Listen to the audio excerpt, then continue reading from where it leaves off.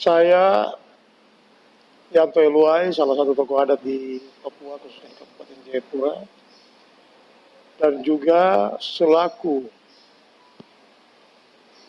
Ketua Umum organisasi P5 atau kepanjangannya yaitu Presidium Putra Putri Pejuang Pepera.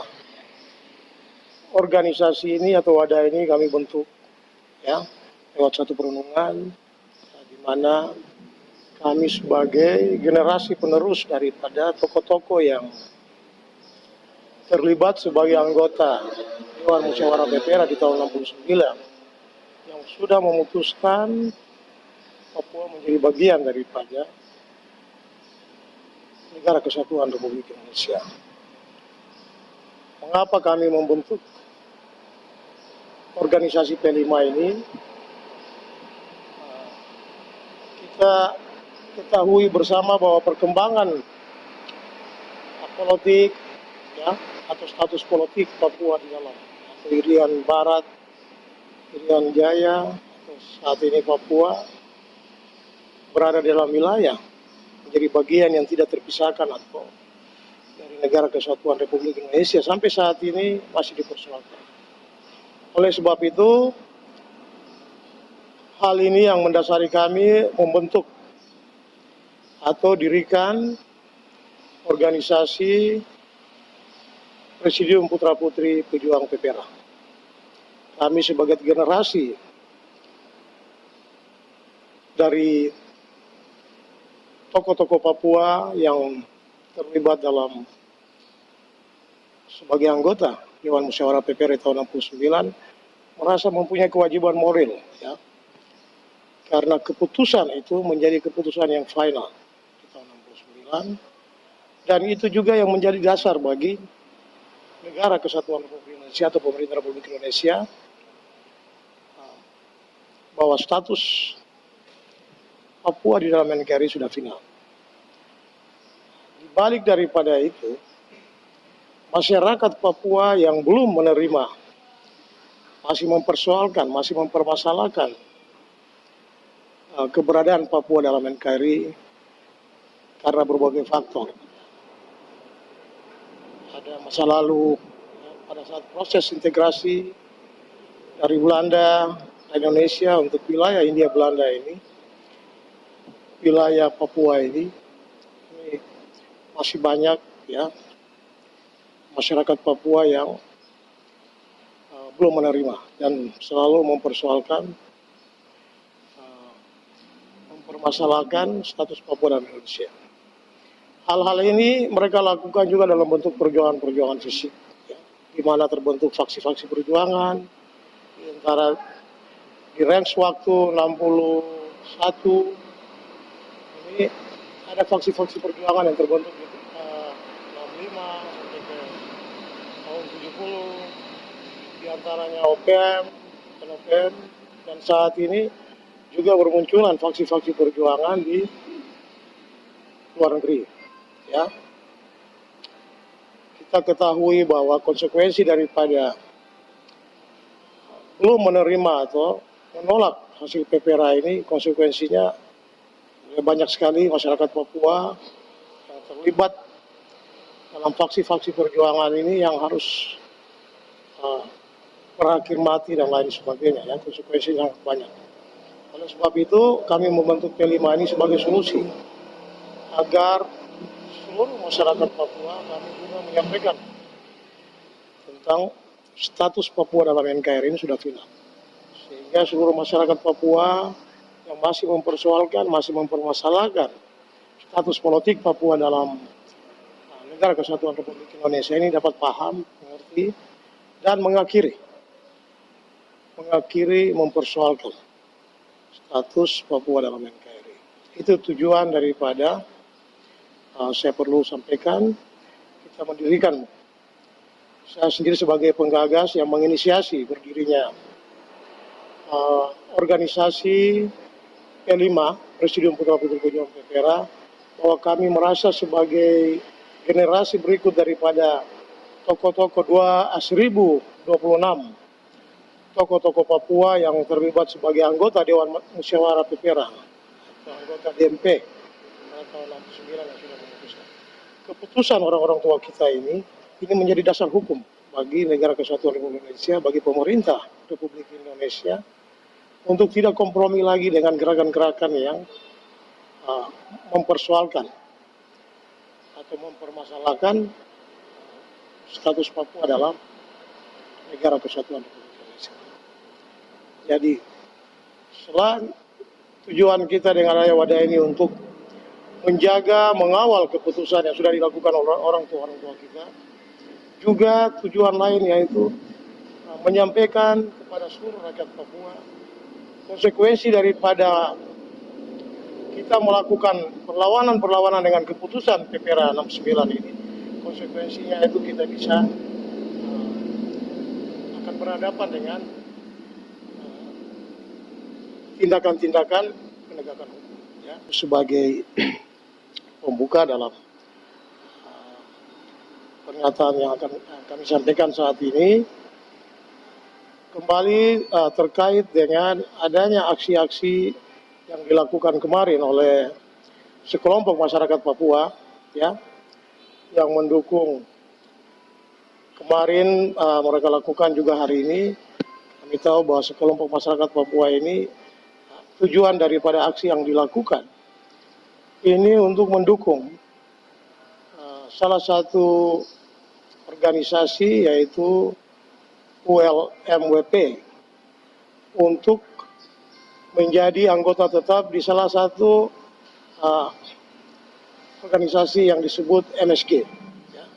MSG ini salah satu organisasi di tingkat dunia di mana anggotanya adalah bangsa-bangsa yang serumpun Melanesia, ya, di Pasifik. Di mana ada PNG, Vanuatu, dan lain-lain. Mereka membentuk organisasi MSG ini sebagai satu organisasi dalam rangka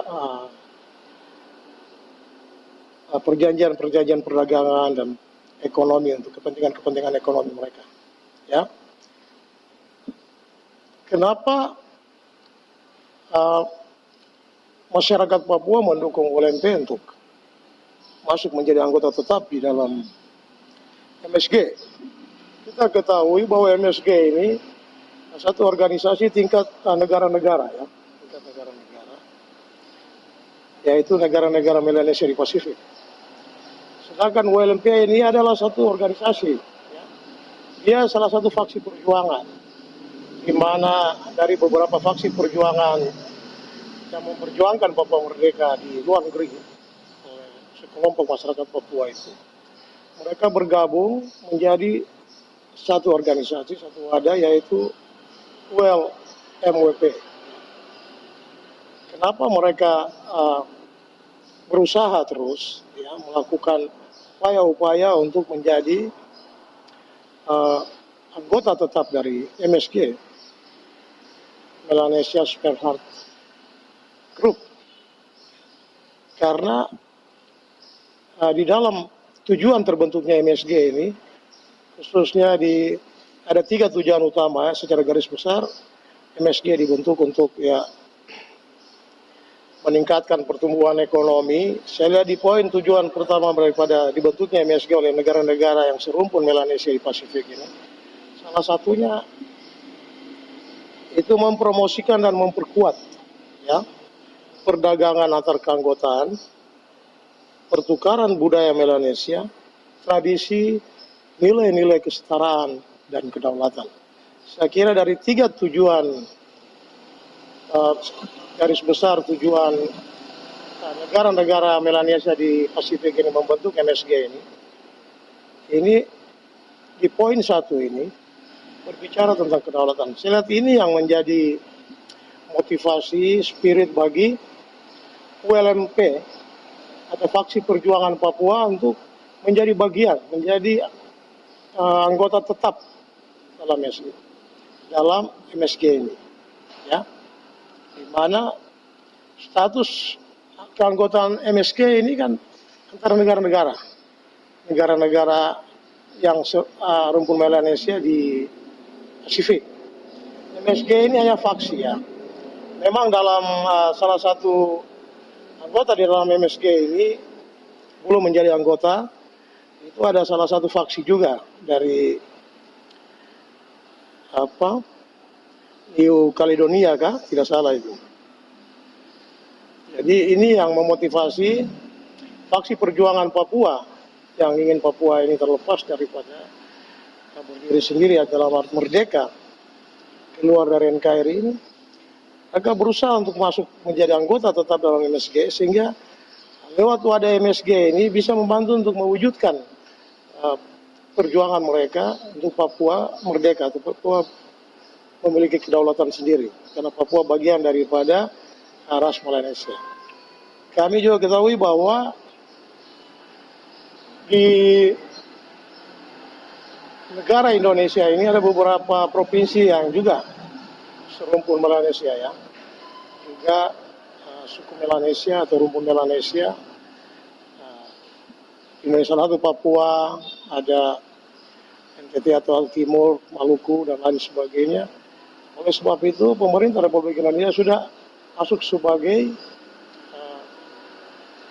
statusnya dalam MSG ini mewakili beberapa suku Melanesia yang ada dalam bagian negara kesatuan Republik Indonesia, termasuk Papua. Jadi ini yang perlu kita sampaikan, bahwa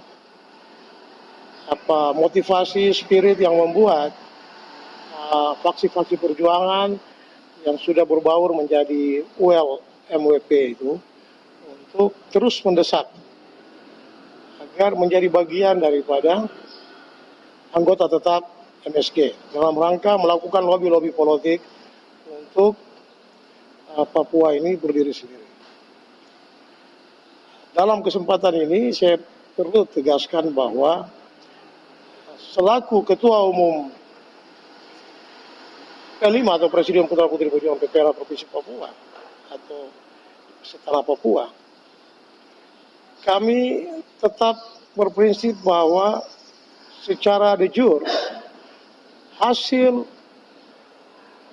PPRA di tahun 69 itu yang diikuti oleh tokoh-tokoh adat, tokoh masyarakat Papua di tahun sebanyak 1.026 orang itu yang menjadi anggota Dewan Musyawarah PPRA sudah memutuskan ini dan sudah disahkan ya oleh PBB. Badan Dunia juga sudah lewat satu resolusi, dan legalitas daripada keputusan PPRA ini saya kira ini dasar hukum yang sangat kuat, dan ini menjadi dasar hukum juga oleh negara kita Republik Indonesia dalam menyikapi persoalan-persoalan, khususnya persoalan-persoalan yang masih mempersoalkan status politik, status integrasi Papua ke dalam NKRI. Oleh sebab itu saya sendiri juga sebagai tokoh adat ya, seorang Lokolo, seorang pemimpin masyarakat hukum adat ya, saya pertegas dalam kesempatan ini bahwa dari 1.026 tokoh-tokoh PPRA saat itu yang menjadi anggota Dewan Musyawarah PPRA yang terlibat dalam memutuskan status Papua menjadi bagian integral daripada negara Republik Indonesia ini. Saya perjelas di sini bahwa tokoh-tokoh yang terlibat sebagai anggota Dewan Musyawarah PPRA di tahun 69 sebanyak 1.026 itu, mereka hadir dan menjadi anggota Dewan mewakili masyarakat adat. Mereka hadir dengan kewenangan atas wilayah adatnya, ya. Tokoh adat, pemimpin masyarakat adat hadir mewakili sebagai representasi daripada masyarakat warga adatnya. Juga mereka hadir dengan kewenangan atas kepemilikan terhadap wilayah adat. Saat mereka memutuskan dalam PPRA bahwa Papua menjadi bagian daripada negara kesatuan Republik Indonesia, mereka menyerahkan, ya, secara logika mereka sudah menyerahkan masyarakat adat Papua menjadi warga negara Indonesia, dan juga mereka sudah menyerahkan wilayah hukum adatnya menjadi wilayah kedaulatan Republik Indonesia. Jadi saya kira ini sudah final. Ya. Ini mendasari keputusan-keputusan selanjutnya tentang status Papua dalam NKRI. Ya. Keputusan secara de jure terakhir setelah kita ikuti perkembangan status Belanda mempertahankan wilayah Papua ini atau yang diklaim sebagai Hindia Belanda ini untuk tetap mereka eksis di sini. Ya 50 ya sampai 60-61 dibentuknya Red ya Dewan Papua. Dan situ di mana anggota-anggota memutuskan di tahun 61 lewat Red lagu kebangsaan dan lain-lain sebagai perangkat terbentuknya satu negara. Nah, ini saya lihat ini skenario-skenario yang dilakukan oleh Belanda. Karena mereka berusaha dalam beberapa perundingan dengan Indonesia untuk mempertahankan eksistensi mereka berada di wilayah Papua ini atau wilayah Hindia Belanda ini. Karena sudah tidak bisa lagi kalah dalam perundingan-perundingan itu. Sehingga mereka menskenariokan satu situasi agar rakyat Papua atau orang Papua ini tetap memilih untuk berdiri sendiri. Jadi ini persoalan-persoalan yang terus terjadi. Kami dari generasi penerus tokoh-tokoh PPRA di tahun 69, saya sendiri sebagai putra dari salah satu tokoh yang terlibat dalam 1026 tokoh PPRA, yaitu T.S. Luai. Hari ini kita sebagai putra-putri berkomitmen untuk bertanggung jawab atas keputusan yang dilakukan oleh orang tua kita. Karena orang tua kita sudah memutuskan Papua ini menjadi bagian integral dari negara kesatuan Republik Indonesia. Dan hari ini kita harus bertanggung jawab. Bertanggung jawab untuk menjaga keputusan itu dan menyampaikan kepada rakyat Papua bahwa persoalan Papua dalam NKRI sudah final. Ya. Keputusan tokoh-tokoh yang terlibat 1026 tokoh yang terlibat dalam PPRA sebagai anggota Dewan Musyawarah PPRA ini. Dia sudah menyerahkan masyarakat adatnya, wilayah adatnya, masyarakat adatnya menjadi warga negara Indonesia, wilayah adatnya menjadi wilayah kedaulatan negara kesatuan Republik Indonesia. Ini sudah final. Karena keputusan ini yang dasar dari keputusan PPRA ini akhirnya menjadi dasar hukum yang kuat sehingga Badan Dunia dalam hal ini PBB juga mengeluarkan resolusi untuk menguatkan keputusan PPRA. Jadi kami semata-mata dengan organisasi P5 ini, kami juga mempunyai tujuan untuk menyelamatkan nyawa ya, saudara kita masyarakat Papua. Karena kami tahu bahwa saudara yang masih mempersoalkan status Papua dalam NKRI atau keputusan PPRA itu konsekuensinya akan berhadapan dengan penegakan hukum dan lain sebagainya. Karena negara Republik Indonesia mempunyai dasar hukum yang kuat untuk terus mempertahankan Papua dalam NKRI. Oleh sebab itu, mari kita melihat seluruh persoalan, mari kita berpikir bagaimana Papua ini maju. Jangan lagi, sudah cukup lama ya waktu kita menghabiskan waktu dari tahun 60 berbicara tentang status politik Papua. Dan sudah cukup sangat banyak nyawa yang berkorban ya. Banyak nyawa, kita kehilangan nyawa sesuatu Papua. Banyak sekali kita bilang tentang HAM dan lain sebagainya. Ini harus menjadi dasar atau bahan evaluasi kita.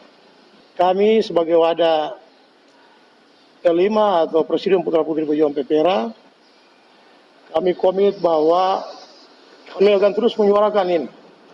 Kami akan terus menyampaikan ini kepada masyarakat Papua untuk kita akhiri. Jangan lagi kita mempersoalkan Papua, keberadaan Papua dalam NKRI atau proses integrasi Papua menjadi bagian dalam negara kesatuan Republik Indonesia. Tujuannya itu. Oleh sebab itu, kita PPRA juga berusaha supaya lewat organisasi P5 ini supaya masyarakat Papua yang masih ada bisa kita selamatkan, ya. Tidak semua terlibat dalam aksi-aksi yang mempersoalkan atau mempermasalahkan proses integrasi Papua ke dalam NKRI. Supaya kita sama-sama berpikir bagaimana Papua ini bisa kita majukan. Ya. Saya melihat dalam kemarin dan hari ini adanya aksi demo atau unjuk rasa yang dilakukan oleh masyarakat, sekelompok masyarakat Papua dalam rangka tujuan daripada demo itu melakukan pressure atau untuk faksi WP ini menjadi bagian tetap sebagai anggota tetap dalam MSG atau grup Mendes Spartat grup. Jadi sekarang ini mungkin kita tidak memahami baik.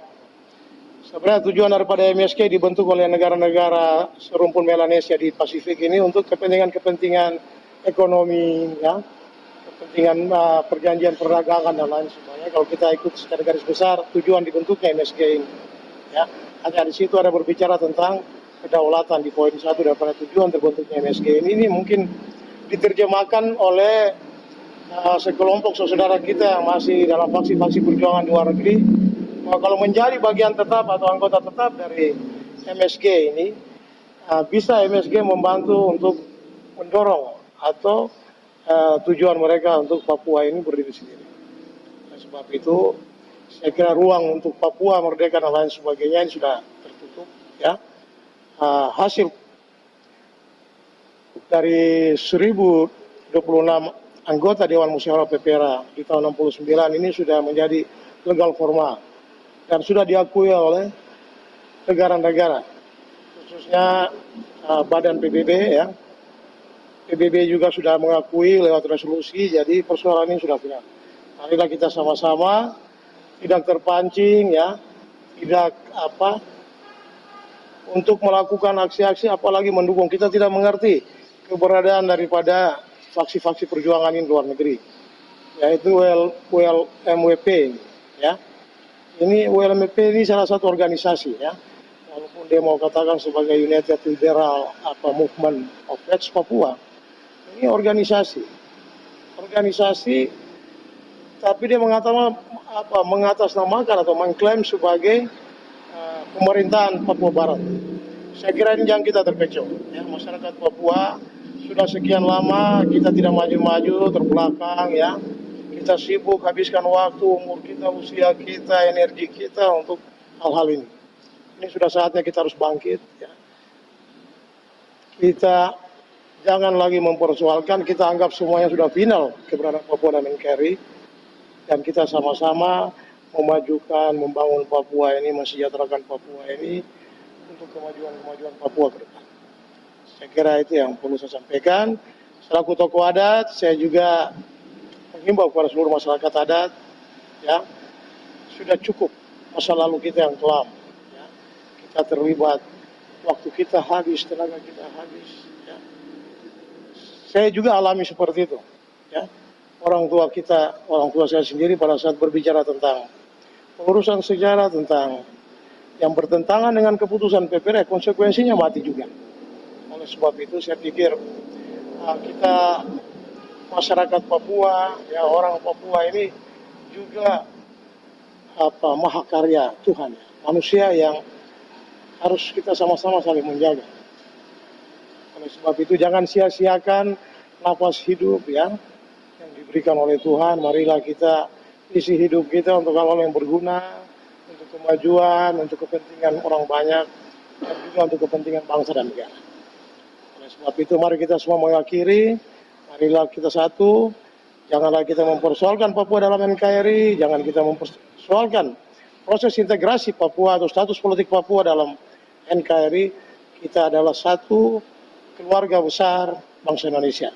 Mari kita sama-sama bersatu untuk mewujudkan keadilan dan kesejahteraan bagi seluruh rakyat Indonesia. Terima kasih.